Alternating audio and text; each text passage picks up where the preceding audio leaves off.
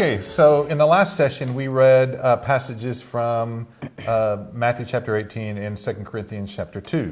خب در جلسه قبل آیاتی رو از متی باب 18 و دوم قرنتیان باب 2 خوندیم. And so if you read these passages together, kind of group them together, they give us three important principles. اگر این دو آیات رو، این دو متن رو در کنار هم به شکل گروهی مطالعه کرده باشید، می‌بینید که سه اصل مهم رو به ما تعلیم میده.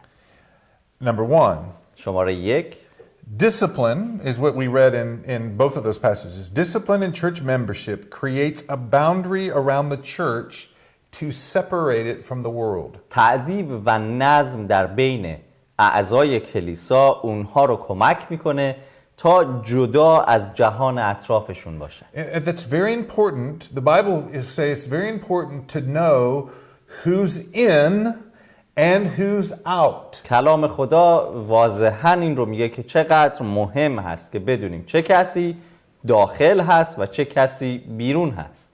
And so if you have people who are not obeying the Bible, obeying the scripture, then they're not in. And there's a way to say to the world and to them, you're not in, you're out.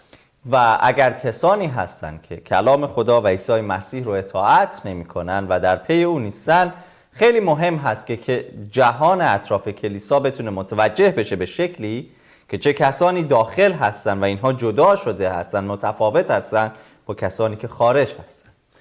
Number two, شماره 2، it makes it difficult to know who are the elders supposed to be shepherding. In other words, if we don't have boundaries around the local church, then how does the pastor know who he's responsible to lead and to minister?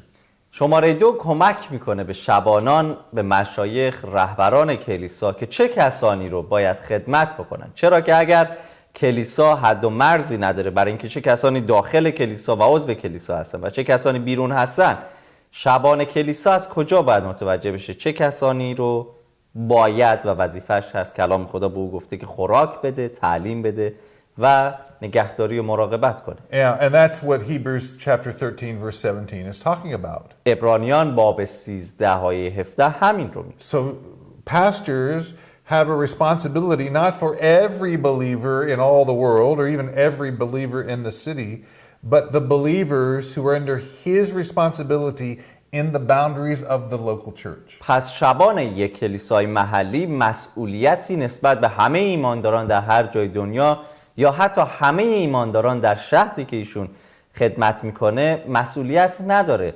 مسئولیت این شبان در کلیسای محلی اعضای اون کلیسا هستن. Number 3. شماره 3، If you don't have boundaries around a local church, it makes it difficult to know if those in the church are really truly believers. اگر حد و مرزهایی برای کلیسای محلی وجود نداشته باشه، به شدت سخت خواهد بود که متوجه بشیم کسانی که داخل این کلیسا هستن آیا واقعا ایماندار هستن به عیسی مسیح یا فقط در کلیسا حضور دارن. So in a local church, پس در کلیسای محلی church members should see the fruit of the Christian life in each other. در کلیسای محلی اعضای کلیسا باید ثمرات روح القدس رو در زندگی دیگر ایمانداران مسیحی، در زندگی یکدیگر در کلیسای محلی ببینن. If you don't see fruit in a person, then it's possible that person really doesn't understand the gospel. چون که اگر در زندگی یک شخص در کلیسا ثمرات روح دیده نمیشه، این احتمال وجود داره که اون شخص درست متوجه پیغام انجیل نشد. And so it's the responsibility of the local church to make clear what it means to be in and what it means to be out. مسئولیت کلیسای محلی هست که این رو واضح کنه برای این شخص به چه معنا و مفهومی است که یک نفر داخل هست و یک نفر بیرون هست. So I'm going to pause this discussion about the local church and I want to shift over to this side and I want to talk about the local church kind of in a different way.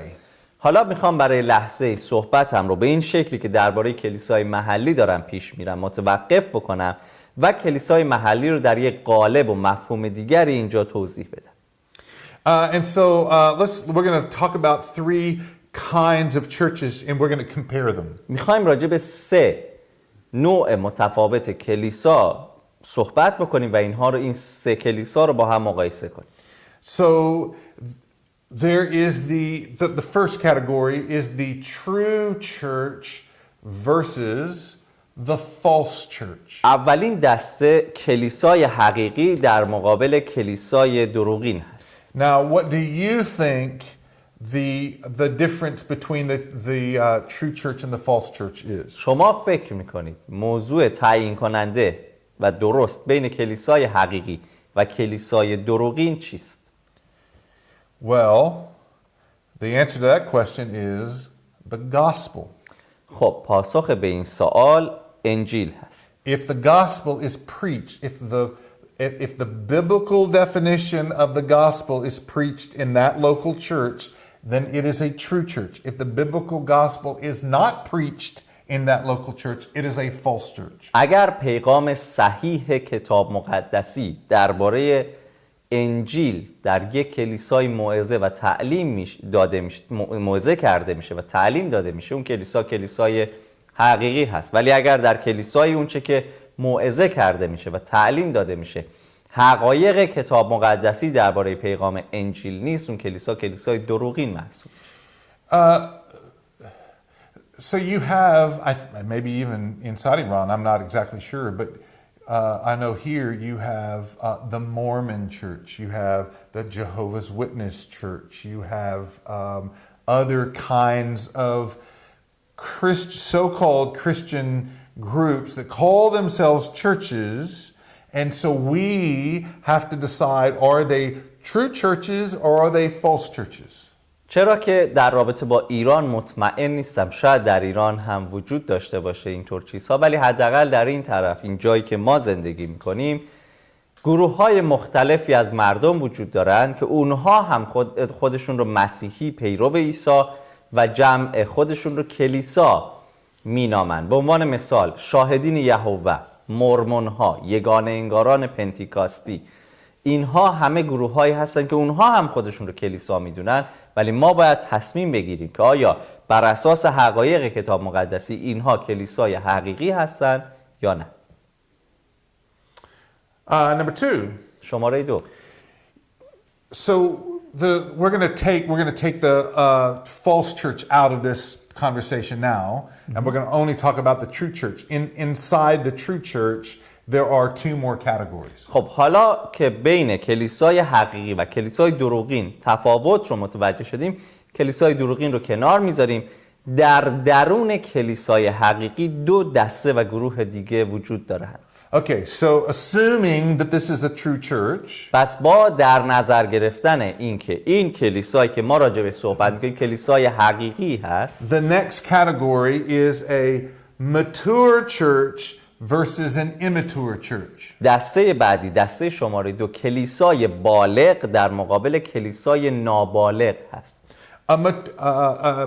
A mature church is a church that preaches the gospel and has all of the elements to do all that God asks to do in the scripture.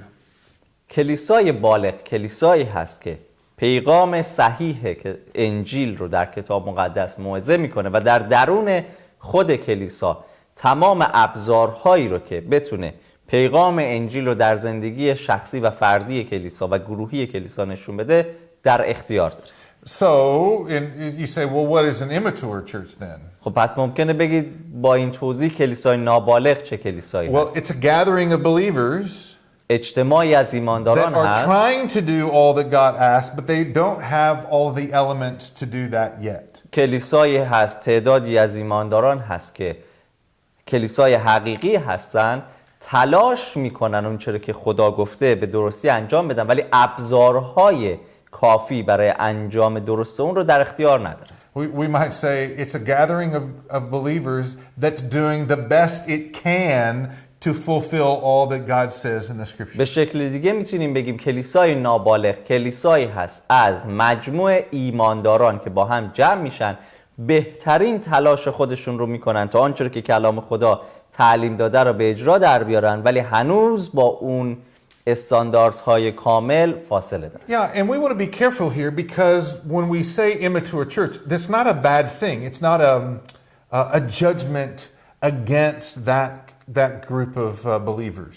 وقتی ما یک کلیسا رو کلیسای نابالغ خطاب میکنیم میخوام مواظب باشید و مطمئن باشید که این چیز بدی نیست و ما نمیخوایم یک کلیسایی رو که نابالغ هستن، یعنی افراد بالغ که بتونن خیلی کارها رو انجام بدن در اون وجود نداره، مورد داوری و محکومیت قرار بدیم. So for example, what does an immature church look like? Well, perhaps you have 3 people that are gathering in a home, maybe a mom, a daughter, maybe a mom and her 2 daughters, and they're meeting together in their home, and they're trying to do all that God has a local church to do, but they just don't have all the elements to do that the way that it's outlined in Scripture. خب یه مثال میزنم از کلیسای نابالغ. شما فرض کنید در یک خونه 3 نفر ایماندار، یعنی یک مادر و 2 دخترش ایماندار و پیرو عیسی مسیح هستن. اینها در خونه دور هم جمع میشن، جلسات عبادتی و پرستشی دارن این 3 نفر.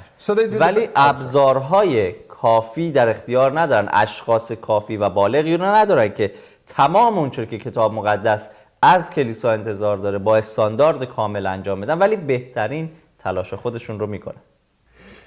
So when we talk about immature versus mature church, what we're asking is that when a group gathers, that their final goal, we say in English trajectory, their destination is to be at one time in the future as mature as possible. پس وقتی که یک کلیسای نابالغ دور هم جمع میشن، ما به این شکل میگیم هدف غایی و نهایی اونها، مقصد اونها در آینده روزی هست که بتونن بالغ بشن، به بلوغ برسن، ابزارهای کافی برای انجام همه اونچه که کلام خدا از اونها انتظار داره رو در اختیار داشته باشه. So maybe you have a group of 6, 7 or 8 people coming together. ممکنه گروهی از 6, 7 یا 8 نفر دور هم جمع بشن. And we might ask, well, do you have a pastor, an elder? ممکنه بپرسیم ما شبان یا شیخی در کلیسای شما هست؟ And that group may say, well, no, we don't have.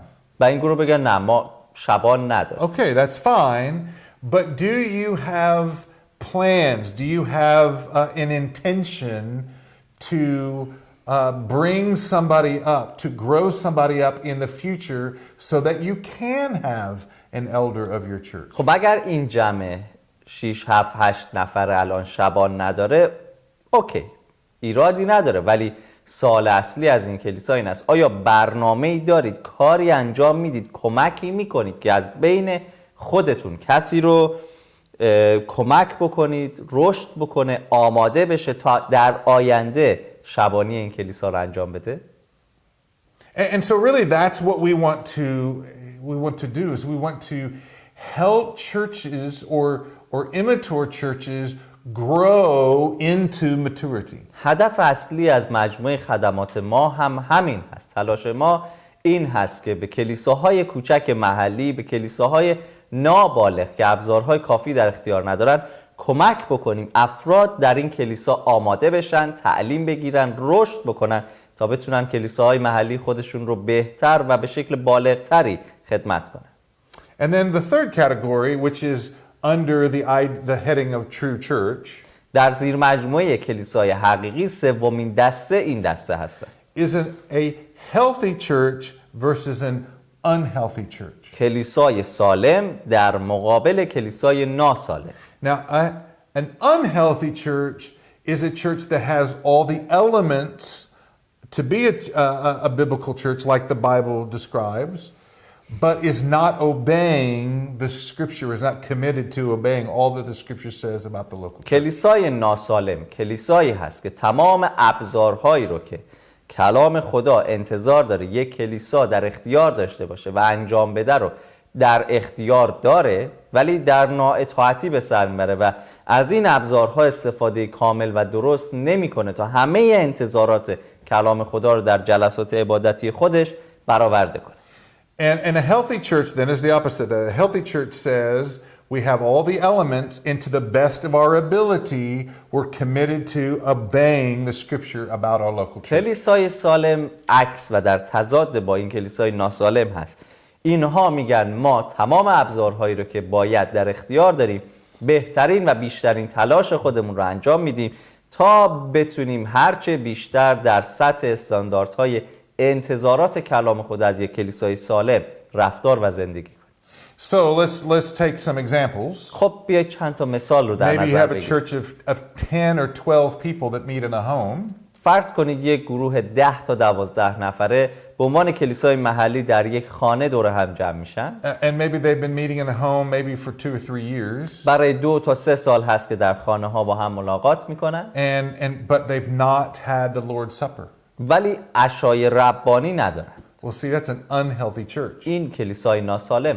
Because the Bible clearly says that a local church's responsibility is to do the Lord's Supper together. چون کلام خدا به وضوح میگه مسئولیت کلیسای محلی این هست که عشای ربانی رو به جا بیاره. But for whatever reason, they're not doing that. ولی Not بنا به obeying. هر دلیلی این گروه بعد از 2 تا 3 سال که با هم جمع میشن عشای ربانی ندارن. So it's a true church کلیسای حقیقی because هست they're preaching the gospel. چون کلام خدا موعظه میشه. It's a mature church because they have the capacity, they have the ability to obey the scriptures in the matter of the local of the matter of the کلیسای Lord's Supper. بالغی هم میتونه باشه. چرا؟ چون ابزارهای رسیدن به انتظارات کلام خدا رو بعد از این 2-3 سال در اختیار داره. But for whatever reason, they are choosing not to do ولی the Lord's Supper. بنا به هر دلیلی تصمیم گرفتن کلیسای سالمی نباشن، به این دلیل که اطاعت نمی‌کنن و عشای ربانی رو به جا نمیارن. So to be healthy then, the church has to move itself in alignment or in obedience with the scripture. برای اینکه این کلیسا سلامت خودش رو پیدا بکنه،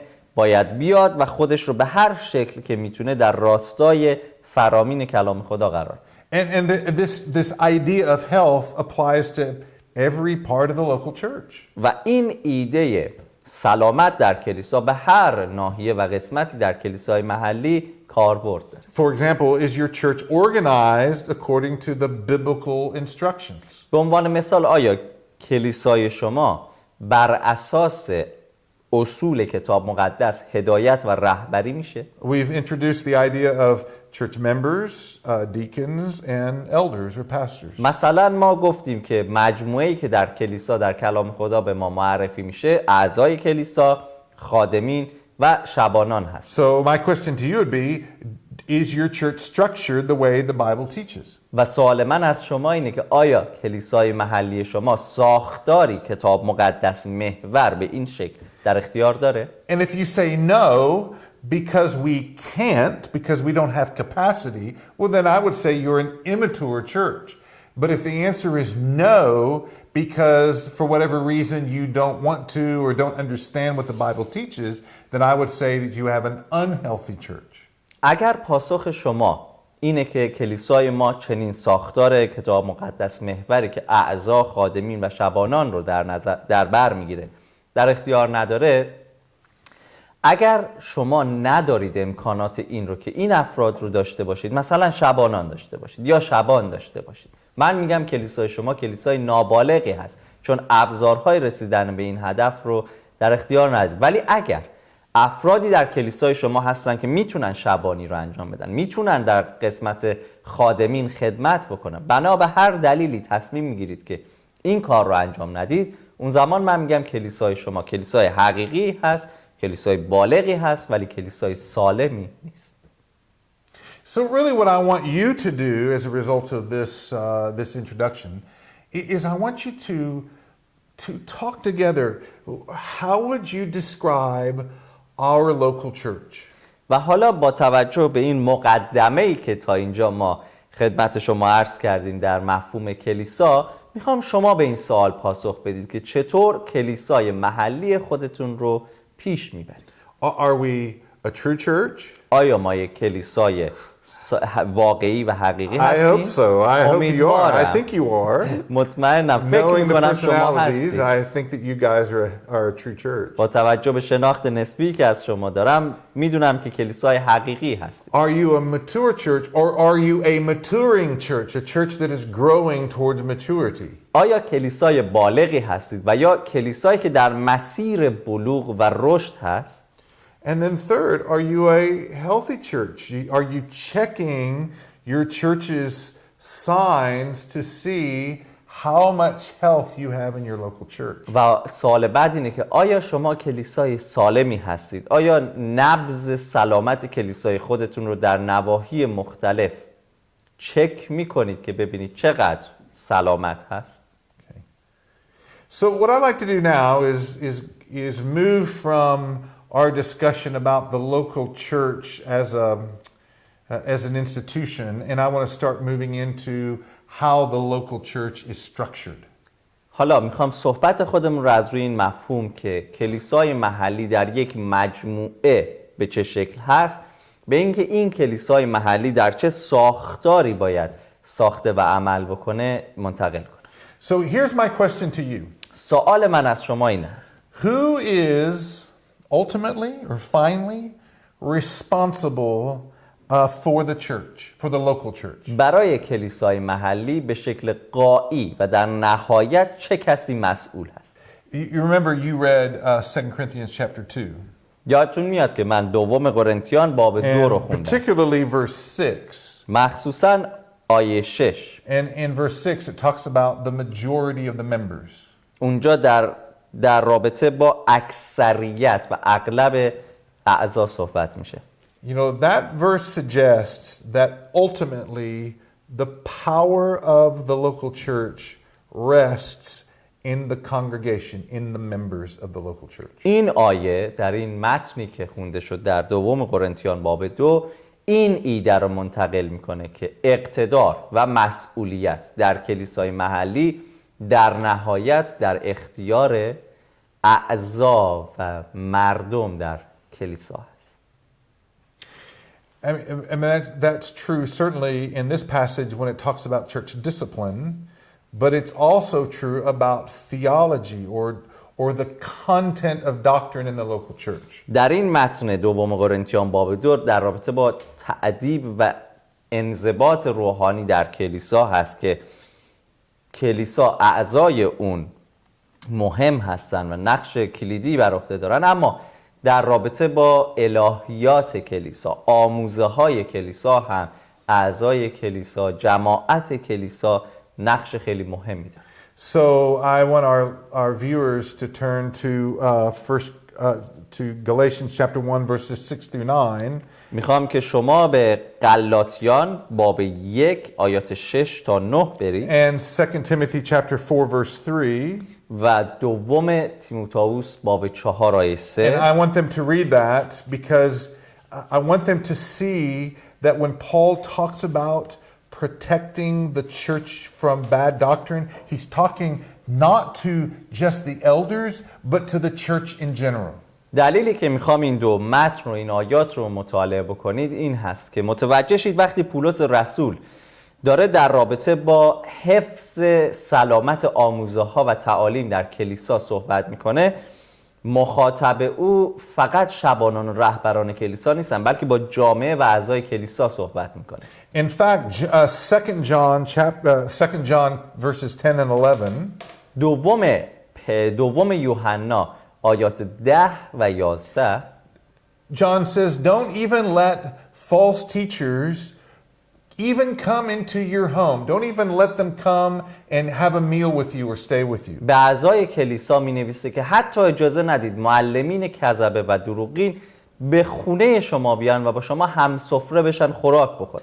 So elders do have a greater responsibility and accountability when we talk about protecting the church from bad teaching. زمانی که در مفهوم حفظ سلامت کلیسا در مقابل تعالیم اشتباه صحبت می‌کنیم، البته که مشایخ و شبانان مسئولیت خیلی بزرگی رو بر عهده دارن. And you see that in James chapter 3 verse 1. میتونید در یعقوب باب 3:1 این رو ببینید. But ultimately the membership has the final word on what happens in the local church. اما به صورت غایی و نهایی حرف آخر رو فقط شبان نمیزنه، اعضای کلیسا، جامعه و جماعت کلیسا هستن که در نهایت تصمیم میگیرن چه اتفاقی باید بیفته. That does not mean just because the local church has authority. Listen to this. به این خیلی خوب گوش کنید عزیزان. وقتی میگیم کلیسای محلی جامعه کلیسا، جماعت دارای اقتدار هستن به این معنا نیست. That doesn't mean that you have the right to make life difficult for your pastor. به این معنا نیست که الان به شما این حق داده میشه که زندگی رو برای شبانتون سخت کنید. In fact, you, the church member, are responsible for the support, the care, and the encouragement of your pastor. اتفاقاً برعکس، شما اعضای یک کلیسای محلی مسئولیت بر عهده شماست که شبانتون رو تشویق کنید، حمایت کنید و از او مراقبت کنید. And the Bible does teach that members are to be submissive to their pastors or و elders. کلام خدا میگه که اعضای کلیسا باید مطیع و سرسپرده رهبر، شبان و مشایخ کلیسا باشند. But the final word of authority, the final word, rests in the church membership.